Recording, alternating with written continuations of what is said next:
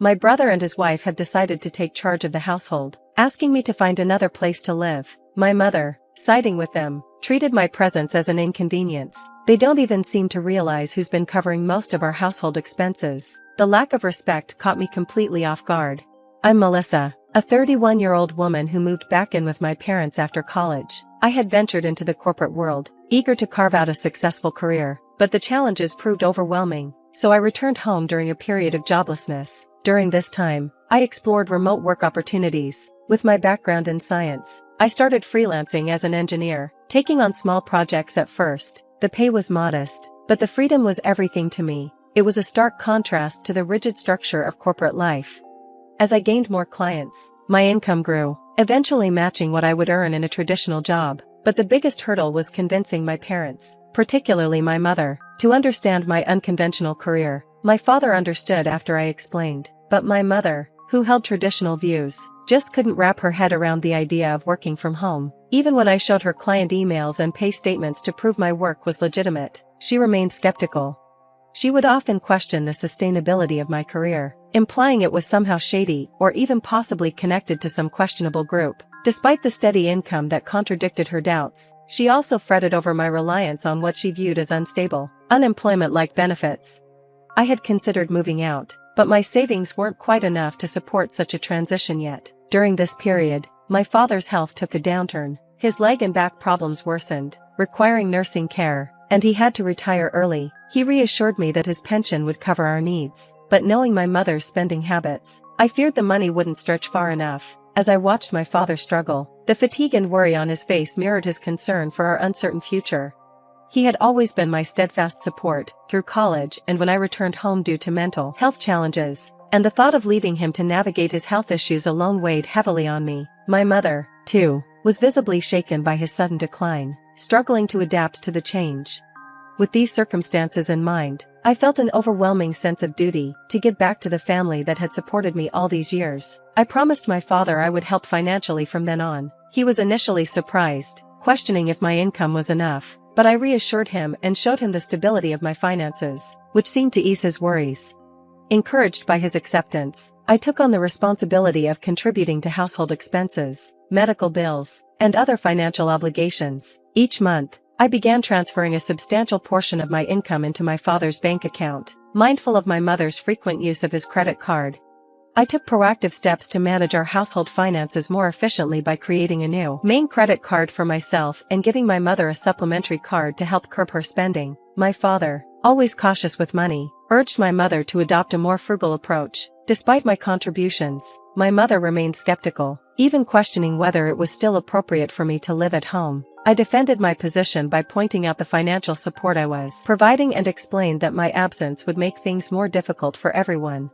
Although she was initially unconvinced and suspicious of my motives, my father's steady persuasion eventually convinced her to let me stay. As I continued to balance my work with household responsibilities, I began to notice that my mother was increasingly taking my efforts for granted. Her expectations for the household chores grew stricter, and she often criticized me for not completing tasks quickly enough. "Can't you finish your chores faster?" she would complain. I tried to explain the challenges of juggling a full workload with household duties, but she dismissed my concerns.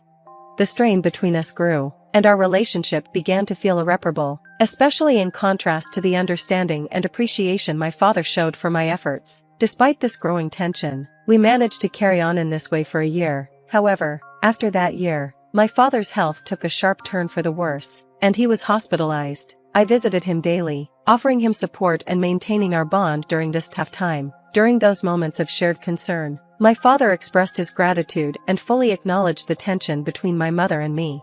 Despite the emotional toll it took on me, I stayed committed to supporting my family, drawing strength from the memories of my mother's dedication when I was in school. However, the dynamic in our household shifted unexpectedly with the arrival of my brother Matthew and his wife Catherine. They announced they would be moving in to supposedly lighten my load. The news caught me off guard, and I couldn't help but notice my mother avoiding my gaze during the discussion. While Matthew and Catherine claimed they were here to help, there was an unspoken implication in their words that I wasn't doing enough. My mother subtly hinted that I needed to contribute more, and I was left feeling both surprised and unsettled. I learned that Matthew, a graduate of a prestigious college, had secured a position at a well-respected company. This revelation made me question the real reasons behind their sudden decision to move into our home. Surely, with Matthew's substantial salary, they could manage without relying on my financial support, especially since I was already fully engaged in my career pursuits. Adapting to life with Matthew and Catherine at home turned out to be more challenging than I had anticipated. One morning, as I was deep in my work, Catherine's voice cut through the silence. "Wake up, Melissa. Make breakfast." She banged on my door, demanding my attention. As someone who was already up and focused on my tasks, I explained that I was working, but they insisted I prepare breakfast, pressing me to hurry. The added demands of accommodating my brother and his wife only complicated the already tense dynamics at home. Catherine's tone left little room for protest, so reluctantly, I dragged myself to the kitchen. Our family usually enjoyed a leisurely pace in the morning, savoring meals together, but with everyone, especially Catherine, around, the pace had changed. I had always thought it was customary for a wife to prepare breakfast for her husband, but Catherine insisted on a more collaborative effort, so I joined in. Despite my best efforts, their dissatisfaction was immediate. "Is this what you prepared for breakfast? This isn't enough," they critiqued. I had meticulously arranged the plate: soft scrambled eggs, a crisp lettuce salad, freshly buttered toast, and a succulent sausage, hoping it would be appreciated, but clearly, I had missed the mark. "You don't have to eat it," I retorted, surprised by their blunt criticism. Their shock was evident, and it quickly turned into confrontation. They demanded to know who I thought I was, and Matthew, often condescending and perhaps influenced by our mother, mocked me. Despite my attempts to explain my work commitments, they dismissed them outright. "What kind of work is that? Are you crazy?" they exclaimed, frustrated by my lack of availability and the disruption to my own work. I grabbed my laptop, ignoring their further protests, and left the house. As I walked away, my brother's voice followed me, demanding to know where I was going. I didn't respond. Instead, I made my way to the hospital where my father was staying. Rushing into his hospital room, I found him looking up at me with a surprised expression. "Melissa, what's wrong? You seem flustered," he observed. I recounted the events of the morning, and my father's concern was immediate. "I didn't know they were acting like that." "I'm sorry, Melissa," he said. "Don't worry about it. You can choose your own way of life." Feeling lost and increasingly worried about my mother's comfort with Matthew and Catherine at home, I shared my concerns. The conversation with my father gave me a much-needed perspective, reminding me of the importance of standing firm in my choices. "You don't need to be in a place where you don't feel comfortable," he reassured me. "All I want is for you to live happily, in the way you choose." Bolstered by his support, I made up my mind to leave that evening. When I returned home, I walked into a tense atmosphere that felt like something out of a dramatic film. My mother, brother, and sister-in-law were sitting together, their faces serious and stern. My brother immediately confronted me, accusing me of shirking my responsibilities and claiming he had to take the day off because of my absence, a decision I internally questioned. Given its seeming lack of urgency, the confrontation escalated, their voices growing louder. Finally, my brother issued a command, his voice cold and harsh. "Get out of here. From now on, the three of us will live together. If you don't want to stay, please leave. We don't need an overbearing presence like you to support us." His words hit me like a punch. I stood there, stunned, only managing to mutter a confused, "Why?" But my protest went ignored. Matthew and Catherine were adamant, declaring I was no longer needed, especially with our father absent. My mother, aligning herself with them, saw me as nothing more than an obstruction. Frustration boiled inside me as they downplayed the financial support I had provided, focusing only on their own complaints. Their insensitivity and refusal to acknowledge my contributions enraged me. I couldn't let this continue. To make them understand the impact of my role, I quietly put a plan into motion. I discreetly transferred the funds from my mother's daily use credit card to an account I controlled, knowing it would catch her off guard when she tried to use it and found it empty. I also initiated a transfer of funds from my father's account, a crucial part of maintaining the family's financial stability. This wasn't just about money, it was about showing them the true scope of my contributions and reinforcing my position. They needed to understand the weight of their actions. I made sure that only my father's medical expenses could be withdrawn from the separate account I had set up, a detail my mother was unaware of. This meant that a significant financial burden would now fall on my brother and his wife. While I wasn't fully aware of the specifics of my brother's income, I was confident he would feel the weight of the financial strain. Once I completed all the necessary arrangements, I packed my belongings and announced my decision to leave.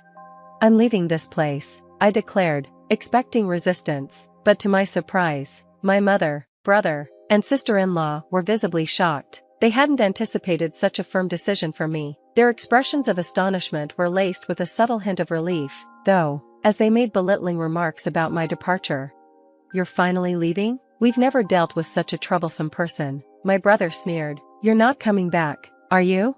I met their words with a firm, "Of course not. Don't contact me," they smiled, seemingly pleased with my exit, but I couldn't help wondering how they would cope when the reality of my absence, and its financial consequences, set in. Starting a new life in a peaceful environment, I found solace and the freedom to enjoy my own space. Refreshed and focused, I immersed myself in my work. However, as I had anticipated, my peace was soon interrupted by an unexpected call from my brother. "I told you not to contact me," I said, my tone sharp with annoyance. "What's wrong?" His voice carried a mix of surprise and urgency as he asked about my involvement in the family's financial transactions. I reminded him that I had explained my work commitments repeatedly, but neither he nor our mother had taken them seriously. "Well, Mom said a lot of things, and I was a little confused," he admitted, the realization that perhaps they had misjudged the situation beginning to dawn on him. "We're in a financial bind. We're having trouble managing the expenses, and Mom's spending has made things worse." Though a part of me felt some sympathy, I stood firm. "I was able to support you while I was living there. Now that I'm not, you'll have to manage on your own." The situation took an unexpected turn when my brother urgently contacted me again, asking for help to transfer money into his bank account. Baffled, I half-jokingly asked if he was serious, especially since he worked for a sizable company. To my surprise, he admitted he had been fired due to a significant mistake at work. The revelation left me momentarily speechless. It seemed he had moved back to our parents' house under the assumption that there was plenty of money to go around, possibly relying on a stable pension after our father's retirement. As I considered the situation, I couldn't help but find some irony in the thought of his shock when he realized the reality of the financial contributions I had made to the household. Both his wife and my mother soon joined in, pleading for financial help, claiming they were nearly out of savings. My mother even revealed that my father had decided to stop contributing to the household finances. In response, I firmly declared, "I've already supported you enough. It's time for you to take responsibility and support yourselves." I ended the call and chose to cut off communication, reinforcing my decision to distance myself from their financial troubles. Meanwhile, my father, aware of the tension between him and my mother, consulted a lawyer and decided to pursue a quieter life elsewhere. I continued to visit him daily, cherishing our close relationship. During one of these visits, a friend informed me about my brother's ongoing struggles, which further highlighted the consequences of their lack of financial prudence. He had settled into a modest apartment and adopted a more frugal lifestyle. My mother, who had always been a homemaker, struggled to adapt to her new job, and my brother found it difficult to get along with his younger colleagues. Despite his wife's efforts to support him, the pressure eventually became too much for her, and she left, forcing both my brother and mother to face their challenges on their own. Concerns remained about my mother, as she continued her old habits of overspending, leading to mounting debts. However, I recognized there were limits to how much I could help without compromising my own stability. I stayed focused on my own endeavors, working diligently from my comfortable living space, gradually accumulating more resources, and contemplating new ventures. Throughout it all, I made sure to spend quality time with my father, who remained a steady source of cheer in my life. Each moment with him was cherished, as I appreciated the peace and happiness he found away from the familial tensions.